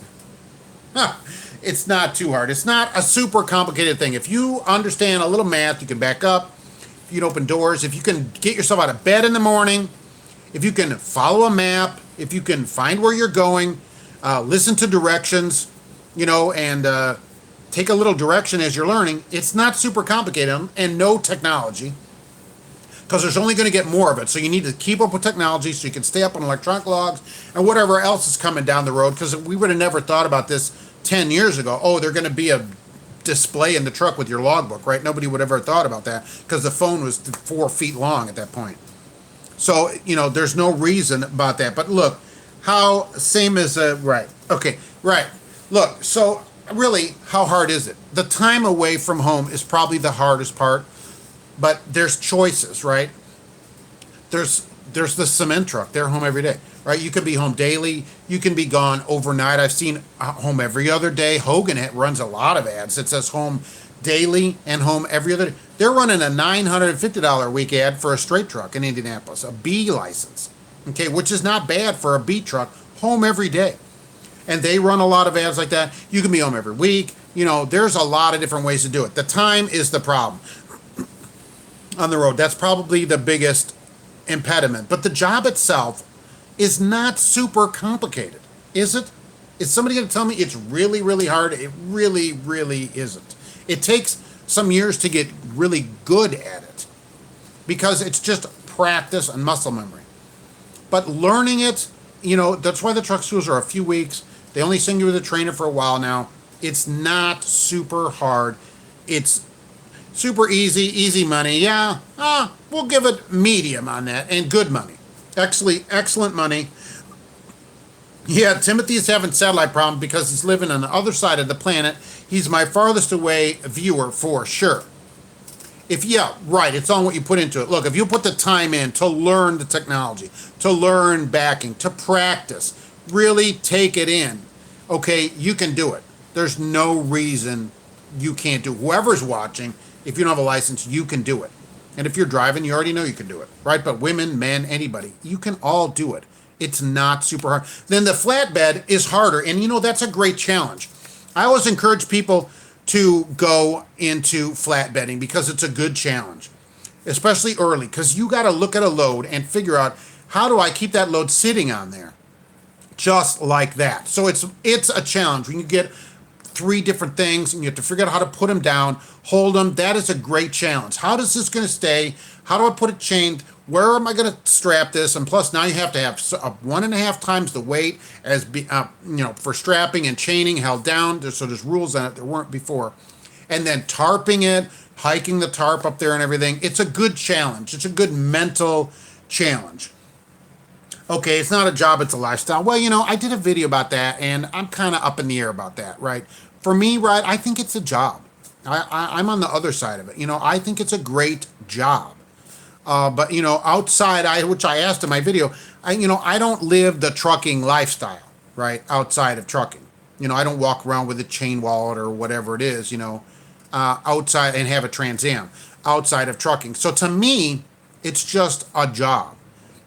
To some people, it is their lifestyle, but I find it as a great job that gives you the money to live a life that you want. You won't find any other job. You can't go to college for 3 weeks and go and make $50,000. You can't. There aren't any courses like that. And actually, if you want to go to college now, you can drive a truck and then take online courses and get your degree that way. And where I am, they'll pay 2/3 of it. They'll pay 2/3 of your college for a business degree or whatever that they could use, logistics degree. So you could go to college that way. It's not even a bad way to go to college. You can get a job and do that at night. All the truck stops have Wi-Fi now. So there's that. There's your college paid for right there. But if you're 21 and haven't gone to college, what else are you going to do at 21? Unless you have a skill, like you're a welder or something like that. If you don't have any skills necessarily, you're a bricklayer or whatever, right? A brick mason. If you don't have a skill, a pipe fitter, and you're 21, this is the thing to do. Look, that's what I was doing, right? I was just doing nothing and thought at 21 years old, trucker, hypocrite buster, holy mackerel, is in the house. What's going on? I was just doing nothing and thought, I saw those ads on trucks TV, at 2 a.m. or whatever on my black and white TV. I thought, wow, drive a truck. Yeah, that's for me. I can make the money and, what was it? How did I put that right? Make good money. Oh, and get the respect of the motoring public. That's what the ad always said, right? I thought, I want the respect of the motoring public. So I'm in for that. So off I went, right, to truck school, just at getting ready to turn 21. And the rest, as they say, is history. And it's always been a good career for me. And it should be for everybody out there watching that's in a truck right now. I don't think there's anybody telling me they're making, $500 a week anymore. That is not happening. Because I did get some of that type of thing. But there's the $25,000 a year, that's done. That's done. Your husband's dad was a trucker. My dad drove for CRST with his friend. He teamed there because that's what they did then and pretty much do now. And he always told me, and only for a few years, okay, he didn't do it very long. For many years, he was a cop and he was shot in the line of duty, and so they retired him. And so he went and drove a truck. He did a few things. He sold insurance and stuff. But one of the things he did was drive a truck, and he couldn't learn how to back up for some reason. He never could back up, and he always went with his friend because his friend was the backer, which I think is an interesting way to team. I guess as long as you two work it out, You got it made, and he had a 7-speed transmission. That truck, I remember that too. He would have been a truck driver then, doing that in probably the late 70s. Okay. Never thought of driving a truck until your buddy told me to get, and you have and I have a family of truckers. Good. What if your whole family? We have a husband and wife team here, and so how great would that be if the two of them got all the money?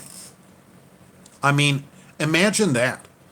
Imagine a husband and wife that needs money, and they go and team, and now they go from nothing to making $200,000. I always joke with them when I see them that they're the rich. They're the top 5 or 8% of the country, or whatever. They're the people we hate now. And they kind of work like an old Jeep or something. I'm like, you two got some money. Let's go get some money. Let's go get something new, right?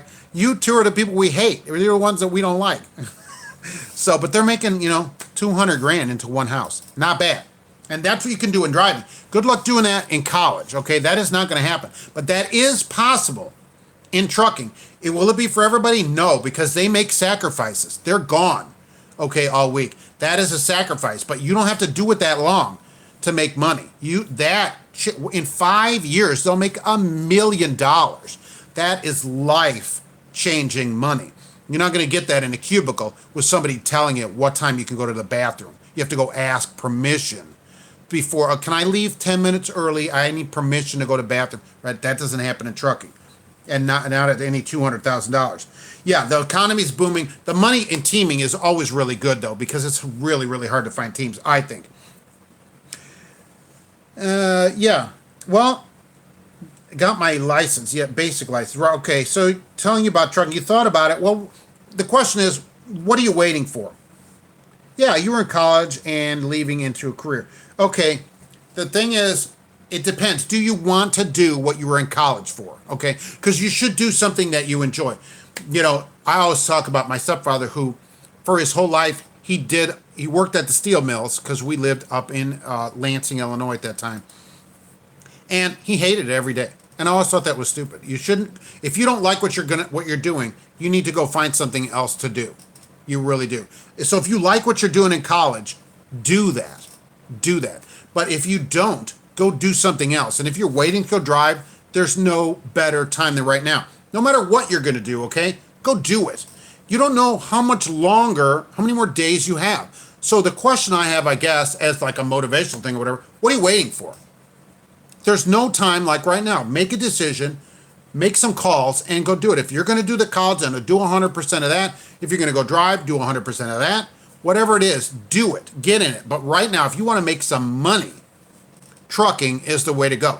Now, I'm not going to say everybody's going to make $2,000, $3,000 a week. You're not. But you will make a great living, and you can do whatever. You can work as much as you want, basically work as little as you want. A place called me. Let me read this here. Right? See what to do, make money, and that's why. Right. Yeah, exactly. Right. It is a start. Black Horse Carriers came, and I talked to them. They were in town, and they have called me, I don't know how many times, and they will let me work 1 day a month. They go, can you just come? We'll let you do 1 day a month. That's how bad places need people. They're doing some kind of milk here where they haul for Kroger, which is a local grocery store. And he's like, well, we only require 1 day a month out of you. That's it. So if you can just come in 1 day a month, you can do that. So that's what it is with places. They got the cat over here. Right? And so it's just crazy. So if you want to drive, go drive. Go get your license and drive. If you have the money, I always say, go get it on your own. Go to school on your own. We have C1 in Indianapolis. That's a truck school. And there are others. And if you don't, then have a company pay for it. Whatever company it is, get in there, get your license, and then you can go wherever you want once you get the license. But go get it. Don't wait anymore. It's the time to do whatever it is you want to do is right now. No tomorrow is guaranteed for any of us. All right, so you want to do it, go do it. Will Fort Wayne get any more truck stops? Fort Wayne, Indiana? They have that wonderful truck stop next to that club up there. That's a nice place. That truck stop in Fort Wayne. And I assume that as they finish that, because we have the Hoosier Heartland Highway goes by there. They've gotten there's a new J there, Loves, right? The cat is moving, sorry. Right, so, Nick, hey. This is the wonderfulness of being home with the cat, right? She is all about it. So, look, I assume that, places will be built wherever they can get people to come in, and they'll probably have paid parking. I see that everywhere now. I think in the next few years, half the spots will be paid at truck stops. I really do. I think they're just going to have more and more, because there's trucks in them. At night, they're filled. So they're going to think, wow, if trucks will come in here, we're going to do paid parking. And now I'm seeing ads from trucking companies that say they'll pay for it. So that is just going to make the problem worse for people that don't get those places paid. Because once they figure out how to get companies to pay them, they're going to have more of them. So they'll just bill them off to big companies, and it's going to be the mega carriers again. They're going to pay probably, and that's going to hose everybody else out of the amount of money for the trucking, for the truck stop parking. So I say expect in a few years to have 50% of the spots paid. And eventually, I think there'll be truck stops where the whole thing is paid like it used to be. A lot of truck stops you had to pay or get so many gallons of fuel. So hey, get out of there. That's crazy. It's crazy. Some of them still, there's some left, especially the further east you go, where you have to pay to get in. And it's just going to go back to that. You pay for a spot now, but you're just going to have to pay in every truck stop or get 50, 100 gallons. Maybe they'll go 100 and then 50, kind of like Pilot does on the half shower under 50 gallons, which I've asked them for a half a shower and have yet to get one. So I think you're going to pay everywhere you go. So hopefully your company will be able to afford to park your truck. And owner-operators, I think they'll have to figure it in as one of their expenses is paid parking. Unless you can park at your shipper or receiver, work it out, or you have a large company that has a terminal somewhere, and then you can park there. But that's just going to get worse in the industry. Do you get a half a bar soap? I always wondered, they should actually do that. I think it'd be really funny to give you like a packet that has a half a towel and, the towels are in the right, a half a bar of soap. I think it'd be hilarious. Or they should come knocking on the door in like 4 minutes to get you out of there. Something. Only a couple of the lights turn on. Presumably they charge you half price then. I don't fuel Pilots much, so if you have a half, you can either pay half price or two halves would make one shower. But I'm a big Love's aficionado, right? So that's my favorite place. I go there. Because like I always say, right, I have an OpenCom data card, so I can fuel anywhere I want, but I get the Love's because there's not that many large carriers in there. So then I'm not waiting behind a bunch of large carrier trucks to get my fuel. If I've seen hotel bars, that's less than half a bar. Yeah, the hotel ones, you got to like lick them, I guess not lick them, right? Get them wet and stick them together to make a decent bar of soap. I bring those home, right? We used to give them to my mother-in-law, who has since passed away. She would use them, and so we bring them home if I ever get motels, right? And then we donate them to the shelter downtown. So, and that's a good idea. If you're at hotels, just collect them up and donate them. I keep the Do Not Disturb signs. That's an interesting fact about Mark from Trucking Answers. He has a Do Not Disturb sign collection, which has nothing to do with trucking, but I've done that for many, many years. I've collected these things, and I have a huge collection of them. And they're worth approximately $2 to $3. All right, so that's that. Look, I want to know if somebody has called a truck school. What is the price going now? Has anybody looked into this? I got to look into this week. Am I right? I'm $3,000 to $6,000 for truck school, right? That should be about what it's going for now, which I don't think has gone too bad. I paid $15.95 for mine in 1988, and I had paid for it myself because they weren't really sending you as much then like they do now. But a lot of companies now run their own schools, which are of varying quality, for sure. And I would say go get your, I guess they don't do it. Some companies want you to come and live there. You live in their barracks, and then you're like a resident of their state when you go to truck school. And so when you're a resident of their state, then you get a license from their state, then you have to go back and transfer your license, which can be a problem. You're better off probably in your own state if you can arrange it, because then you don't have to have the problem of changing your license. So I think that's a good thing is to have it in your state. $5,000 for truck school. Well, so I'm close. It's $3,000 to $6,000. You're at Love's in Mooresville, Indiana. Mix and match, $5 at McDonald's. Come and get yours. All right, that's not bad, right? Anybody in the Mooresville, Indiana area, head over to the Loves, and you should always be at the Loves anyway, right?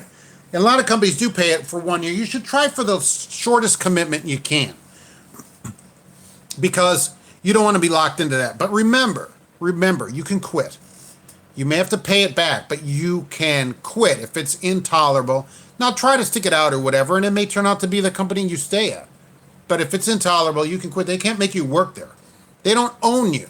Okay, you just owe them money. You can still quit whenever you want. 2 years, I think, is a long commitment. That's a long commitment for in a job you may not. What if they don't have good trainers, and so then you're frustrated? I'll tell you, right, and that's the other thing. Look, so you go get a trainer, okay? Don't quit right away because you have a bad trainer. A lot of them aren't any good. They just aren't. They're not hired. They don't have the experience that they need. They don't have their heart in it. They don't have the heart in it to be a trainer, and that's disappointing. They're just in it for the money. Trucking Wife. Okay, thanks for coming in. I appreciate you coming, and the next crap company is coming soon. Enjoy work today on Sunday. That's disappointing. But thanks, and thanks for the congrats. It's a year. We're looking good. We're headed for 2 years. So stick around. It's only going to get better. 2 years is a long commitment. If you're with a trainer that doesn't know what they're doing, ask them for a different trainer. Don't just quit. Don't quit. It's a good industry.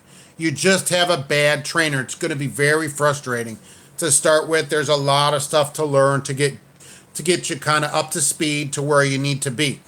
But, then I say that and I think back that, I never had a trainer. I just went Monday to work, okay? But I didn't have to deal with all the stuff that they have to deal with now. It's frustrating. And a lot of companies do a poor job of training people, and that's half of their problem with their turnover. When they have this 150% turnover, it's because they haven't trained people properly. If they took the time to train people properly, they wouldn't leave, because the job wouldn't be so frustrating when they get on the road. So be sure that, you ask questions, ask the trainer director, whatever, they're the questions that you need to do. Whatever it is to get your questions answered, because I want you to stay in the industry. You're going to like it. You're going to be really disappointed if you quit and say, oh, I got my license now. I owe this place $4,000. I don't have a job. Okay, so don't do that. Don't do it. Don't quit. You have to be persistent in this and in anything, right, to stay with it.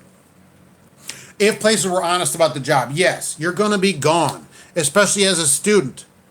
That you're probably going to be gone for weeks, probably, unless you snagged some local place like Yellow. Okay, Yellow Freight is running an ad in Indianapolis where they will train you and then put you to work at Yellow. You're home every day. But yes, if you're going to go to one of these large companies like Prime or Swift or whatever you're going to be gone for a week, probably weeks in truck school. And then you might get to come home for a little bit, and you're going to be gone for weeks with a trainer, maybe the whole time, maybe a month. And you know what's more frustrating? During your time with that trainer may get home time, okay? And he goes home, and they're going to put you in a motel on the other side of a country while he's at home with his family. Then he's going to come back to work and pick you up, and you're going to continue back out. That's how it is, and that is the truth. So that whole time he goes home, maybe 2-3 times, you don't go home at all. That's not good. You're not going to like that, but trust me, it's going to be worth it. Any kind of success, there has to be some kind of sacrifice to get it. You want to succeed at trucking, this is going to be your sacrifice. To get your free truck school, you're going to have to give up a little bit of time of your life and go there and tolerate this, and then look at the future. 3 years from now, you're going to be like, wow, that was bad, but look at me now, right? Rolls Roycing it everywhere. You're going to online transport. That's interesting. I never looked into them. They are paying me $75 a day and $100. Well, so you're in truck school and you get $75 a day. That's pretty good. And then $100 per day training. Rail does the same type of thing where they give you $500, right? And I'm seeing more of that, where they're paying you even while you're in truck school. So you don't have to even have as much financial sacrifice as you used to have just a year ago. And I think that's great. Yeah, Yellow, 80 grand, right? And you can start at Yellow now, at least in Indianapolis, with no experience, okay? They'll train you, and you never have to be gone. Right, your first job was OTR 6 months. Right. You didn't know any better. Right. Look, I've been gone 5 months at a time before. My first job, like I said, was local, but then I went to Regal over the road. So as a flatbed, I was over the road flatbed. So, and, we didn't know any better. And back then you had to be gone longer. Now you don't have to be gone as long. Did someone say yes? Swift Trucking did. We're talking about you, Swift Trucking. Welcome. That's hilarious. Yes. Right. It is the best experience. Look, being on the road, especially new, you get to see all these new places, all these stuff that most people will never see, right? We've been to all the states. Most people will never see most of these places. It's Union, right? Yellow's Union. That's correct. Yellow is a Teamster operated company. And from what I remember from the ad, right, free health insurance. I think I saw that in the ad. That's huge, right? Just that is a big deal. All union benefits. They're home every day here. The ones here in the ad. I think some of them are gone. Maybe not. Look, I don't know. The ones here in the ad, you can be a student. Thank you, Mr. Jim, for the 1 year. Congratulations. We appreciate it here at Trucking Answers. We're going into the second year. You can be at Yellow and be home every day. Look for those opportunities. If you, like, say you got a bunch of kids or whatever, and you want to be home. There's those type of opportunities now. There never used to be that. Never used to be a training and home every day, and especially at Yellow Freight. When I see UPS hiring students, I'll know that game is over then. That ad I haven't seen yet. But Holland does the same thing in Indianapolis. So there's probably doing the same thing around you. You can be like that, or you can be gone. You'll see the whole country. You'll see all these kind of weird things that you'd never see, great things, try all kinds of foods from around the country, go from coast to coast. It's really great. And you'll see all these kinds of freight, which I thought was more fascinating than seeing the country. The freight. What happens with this? This thing that I'm picking up that doesn't look like anything, what is it going to become? Where does it go? What do they do with it? That's the part of it that I thought was more fascinating. What happens to what I'm doing with what I've got? But I think, look, this online transport, which everybody should maybe check out for that, right? If you're thinking about truck school, they're paying apparently for you to be at truck school. Now that's the second place I've heard of that pays you in truck school. Them and rail. Okay, how long do you have to be gone at online transport? Did they say once you start out, and how long's your training on the road? That's interesting. Because I see them around too. They're running sleepers. I don't think they're gone. This 5 months that I did and Big Huge Mike doing 6 months, there's no more of that now unless you want to.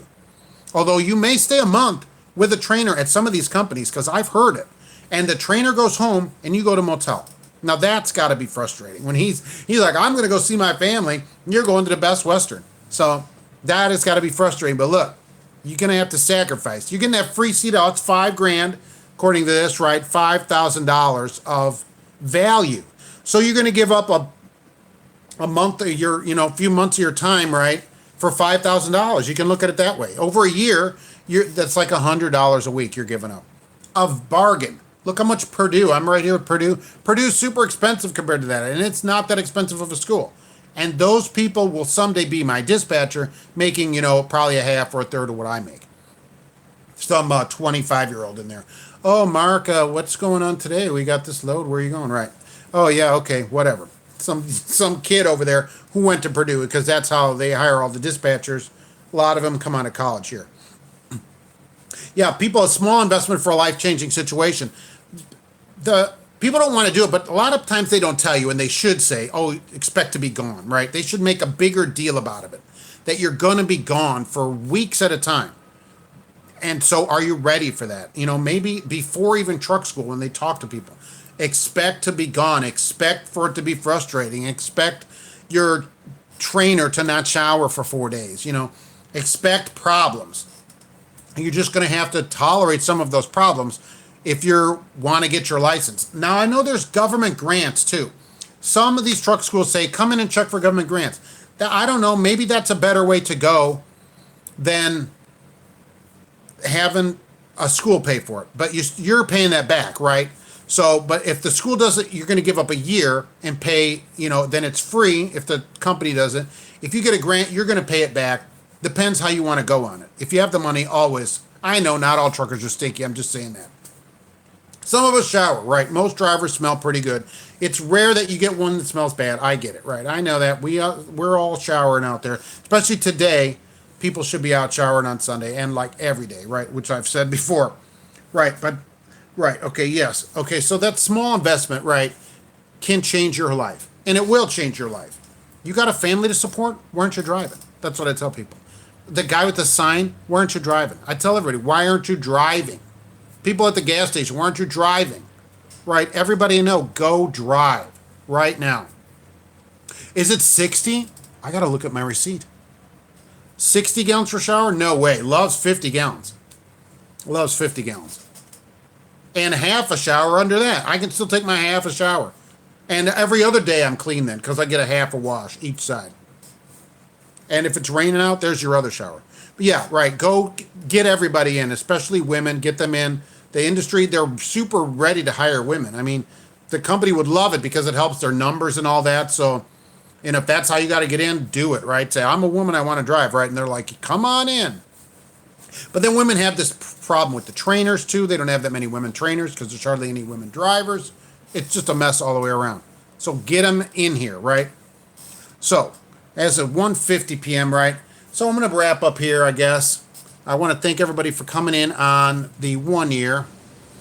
Yes, free showers on the turnpike, right? Bring their towels and soap. You should always have a towel with you, soap, all that stuff. Bring all that stuff with you. I'm always a little leery of the towel they give you at the truck stop. You know, and I always have my own soaps. You should always bring that stuff anyway. The Ohio Turnpike, they put those out there years ago. I agree. They have laundry in there as well, okay? And the Ohio Turnpike at most of the stops. You can do your laundry in there as well. Showers are free. And they're really nice, right? I love them. And don't forget, when you go get food in the Turnpike or anywhere across there, right? Tell me you got a CDL, you get a discount on food, right? You get a truck driver discount, which is good because everything's super expensive on there. So when you're going in there to get your food, get a discount. So anyhow, as we wrap up the first year, I want to thank everybody for coming. Yeah, I don't do the flip-flops. Anyway, company pays for satellite TV. Well, I'm always a little leery about that too. If they're paying for satellite, how long am I gone? How long am I going to be gone if they're giving me a satellite? Maybe if they had satellite radio, I'd save my $5. And thank you for that big, huge mic. And look for us in the second year, of course. So I'm going to wrap up here. Everybody doing good today. We're going to take it off, wrap it up, and close up. We're going to be live tomorrow, though. So it's always Monday, right? I'm going to try to do every Monday live right before work. So we should be out here again live tomorrow. And we'll have more talk, right, of whatever you want to talk about as it goes, right? And I want to thank everybody for coming in today. And be sure to stay around for the second year. It's only going to be better. There's much more to come, all right? So everybody, thanks for coming. I want to thank everybody. Yeah, I'm not banning you. Not yet, right? Thank you very much. And if you don't have your license, go get it. We're going to talk more tomorrow, all right? Thanks for coming by. I'll see you tomorrow. Have a good day, everybody.